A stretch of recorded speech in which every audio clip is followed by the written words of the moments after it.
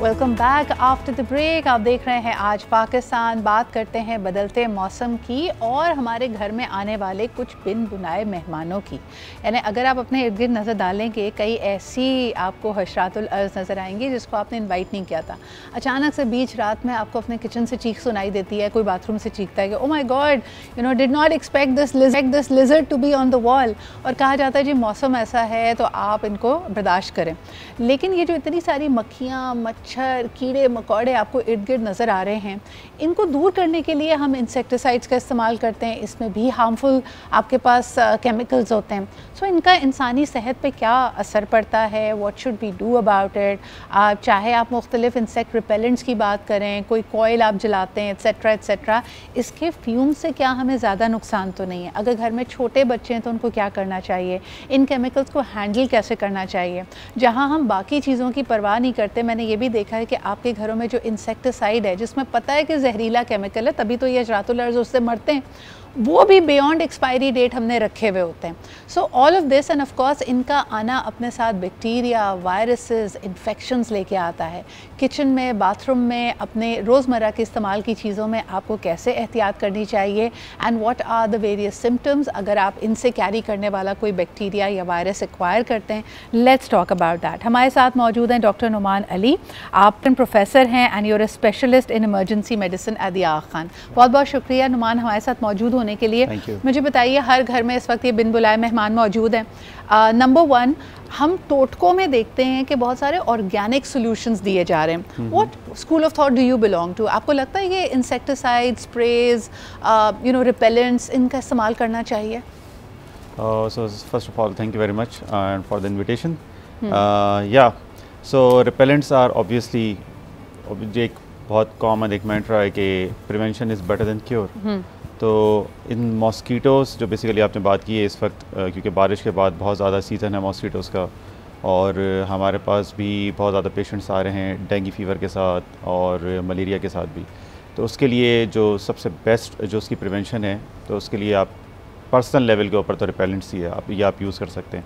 इसके अलावा खैर जो भी पानी है आपके घर के अंदर, जो साफ़ पानी अगर है उसको आप कोशिश करें कि ढक के रखें, क्योंकि जो डेंगू वायरस के जो मॉस्किटोज़ हैं वो यूजुअली क्लीन वाटर के ऊपर अपनी ब्रीडिंग करते हैं। अच्छा, ये मेंटेन करना बहुत मुश्किल हुआ है, रीज़न बीइंग बारिश का सीज़न है। अगर आपको गार्डनिंग का शौक़ है या घर में कहीं पे भी कोई ऐसा वेसल मौजूद है जिसके अंदर पानी, बारिश का पानी जमा हो सकता है, ये तो इनकी ब्रीडिंग के लिए, इनकी ग्रोथ के लिए बेस्ट एनवायरनमेंट हो गया। या बट आपको अवॉइड करना है, मतलब जितनी भी जैसे घर के अंदर मनी प्लांट्स होते हैं तो उनको आप चेक करें, जो रेगुलर उसके स्प्रेज हैं अगर कोई अवेलेबल हैं तो वो आपको करना पड़ेगा, क्योंकि जो ख़ास तौर से जो डेंगू वायरस का जो मॉस्कीटो है वो जो क्लीन वाटर है ना वो उसके ऊपर आता है और सारी ब्रीडिंग उसके ऊपर होती है। अच्छा, मक्खियों का क्या करें? कई दफ़ा लोग अब तो you know I think we become so immune to it, हम रियलाइज़ भी नहीं करते कि ये हमारी सेहत के लिए कितनी मुज़र हो सकती हैं। तो अगर मैं बाहर भी जाती हूँ, लोग चाट, समोसे, जलेबियाँ खाने जा रहे हैं, वहाँ मक्खियों की भरमार है। अपने घर में भी अगर आपने नेट स्क्रीन डोर्स भी लगाए हुए हैं, the moment you go in and out 3-4 तो आपके साथ अंदर आ ही जाती हैं। इनके लिए क्या किया जाए? देखें, इसके लिए तो obviously sprays are the best, और जितनी फ्लाइज़ यूजुअली जो होती है वो डर्टी इन्वायरमेंट जो होता है ना वो उसके अंदर ज़्यादा ब्रीड करती हैं। तो घर के अंदर अगर आपकी जो भी कचरा वगैरह है, वेस्ट है, ख़ास तौर से ऑर्गेनिक मटेरियल्स जो होते हैं उनको आप, जो आपके बिन्स हैं, डस्टबिन, उनको आप काइंडली जो लिड वाले होते हैं वो क्लोज करके वो कवर करके रखें। बिल्कुल सही है, क्योंकि इसके अंदर बहुत ज़्यादा इनकी ब्रीडिंग होती है। अच्छा, मुझे ये बताएं कि अगर आपको महसूस हो रहा है कि घर में बहुत सारे कीड़े होते चले जा रहे हैं, तो जो एक ओवरऑल फ्यूमिगेशन कराई जाती है, क्या ये आप हर एक को रेकमेंड करते हैं? और ख़ास तौर पे अगर घर में छोटे बच्चे हों, ज़ईफ़ लोग हों जो कि रेस्पिरेटरी प्रॉब्लम से फिर ज़्यादा डील करते हैं, या फिर अगर घर में कोई आज़मा पेशेंट हो, फ्यूमिगेशन के बारे में what is the medical opinion? So fumigation, देखें, एक पहले केमिकल यूज़ किया जाता था और एल्युमिनियम फॉस्फाइड, और वो आपने शायद सुना भी होगा कि वो घर के अंदर आते थे और छोटी छोटी सी बॉल्स जो है ना वो कोने पे रख देते थे और उससे फिर घर को पूरा पैक क्लोज कर देते हैं फॉर अ डे और two. I guess not more, घर वालों को कहते हैं बाहर चले जाएं, रिश्तेदारों के रोक ऊपर फ्लोर पे शिफ्ट हो जाएं। अच्छा, इसके अंदर हमने हमारे हॉस्पिटल के अंदर हमने डेथ्स देखी हैं पूरी फैमिलीज़ की, और उसकी वजह ये होती है कि फ्यूमिगेशन प्रॉपर नहीं होती। Okay. तो अगर इसका आप नुकसान है, यानी ये जो बॉल्स होती थी एल्युमिनियम अब ये फॉस्फाइड बैंड हो आपने गई कहा है जी, या ये गवर्नमेंट की तरफ से और इसको ख़त्म कर दिया गया है, लेकिन अभी भी फ्यूमिगेशन जो हो रही है वो शायद स्प्रेज यूज़ कर रहे हैं, आई 100% आई एम नॉट श्योर, लेकिन जो एल्युमिनियम फॉस्फाइड वाली जो छोटी बॉल्स जो वो पहले रखते थे वो तो बिल्कुल बैंड, क्योंकि उससे उसका मॉर्टेलिटी। नुकसान क्या होता है उसमें? आपको सांस के प्रॉब्लम्स होते हैं, स्किन रैशेस होते हैं, what are the symptoms that you have the adverse effects of this chemical? इसमें सबसे ख़राब बात यह है कि इसके सिम्टम्स आपको पता नहीं चलते। अच्छा। हाँ, और अगर जैसे एक रूम के अंदर ख़ास तौर से जो बच्चे हैं, कि बच्चे जो होते हैं वो यूजुअली जो है फ्लोर के ऊपर होते हैं ज़्यादा, छोटे बच्चे जो होते हैं, और जो ये गैस जो होती है वो यूजुअली सरफेस के ऊपर ज़्यादा होती है। ओके।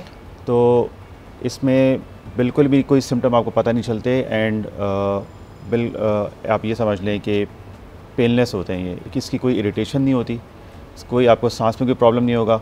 और जो फैमिली प्रेजेंट की हैं हमारे पास, जो बेचारे अनफॉर्चुनेट जो लोग थे, उनको कोई भी सिम्टम नहीं होता है, they just slept and they never woke up. Wow, so it is that lethal. और तभी आप कभी भी फ्यूमिगेशन कराएं तो हमारा देखिए मेन कंसर्न होता है अपनी कन्वीनियंस को हम देखते हैं, हम ये देखते हैं कि कॉस्ट कितनी पड़ी अगर कोई fumigation, but you have to get into the details कि फ्यूमिगेशन करने वाले कौन से केमिकल्स इस्तेमाल कर रहे हैं।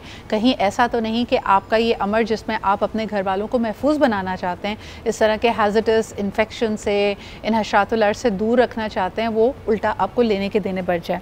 मुझे ये बताइए, कॉकरोचेस, हमने उनके साथ भी ना एक certain level of peaceful coexistence कर ही लिया है नुमान, यानी हमारे इर्द गिर्द घूम रहे होते हैं, और ख़ास तौर पे अगर छोटे हैं तो हमें उनसे डर नहीं लगता। Once they are like this big cockroach, so that's when people get irked out, और वो गंदगी का भी एहसास तभी होता है। ये कितने नुकसानदेह हैं? देखिए, कॉकरोचेस वैसे तो आपको बाइट तो नहीं करता, सही है, और लोग यूजुअली डरते ज़्यादा हैं, लेकिन carriers of many bacteria and parasites, जो कि अगर आपके खाने के अंदर जा रहा है इस तरह की किसी चीज़ में, यूजुअली कम देखा गया है कि किचन के अंदर जो भी होते हैं कॉकरोच, वो ज़्यादातर आपकी चीज़ें कुछ खा लेते हैं। मुझे लगता है ड्रेन से निकलते हैं। अगर आपकी ड्रेन कवर्ड है और अगर आपके ड्रेन्स के ऊपर वो जो स्ट्रेन्स लगे होते हैं उसके ऊपर भी अब लिड्स आ गई हैं, अगर आपका ड्रेन क्लीन है, लेकिन मुझे बताएं ड्रेन क्लीनर भी हमें इस तरह के बड़े हार्श केमिकल्स मिलते हैं।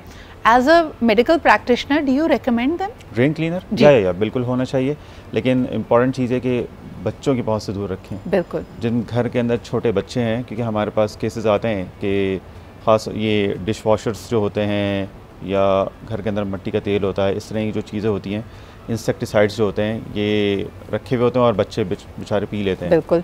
अच्छा, एक मेरा पर्सनल पीव है जो मुझे मुझे ऐसा लगता है उसकी जो स्मेल होती है वो मुझे तो बहुत इरिटेट करती है, और पहले हम बहुत देखते थे और समझते थे कि भाई हर चीज़ का सोल्यूशन यही है, फिनाइल की गोलियाँ।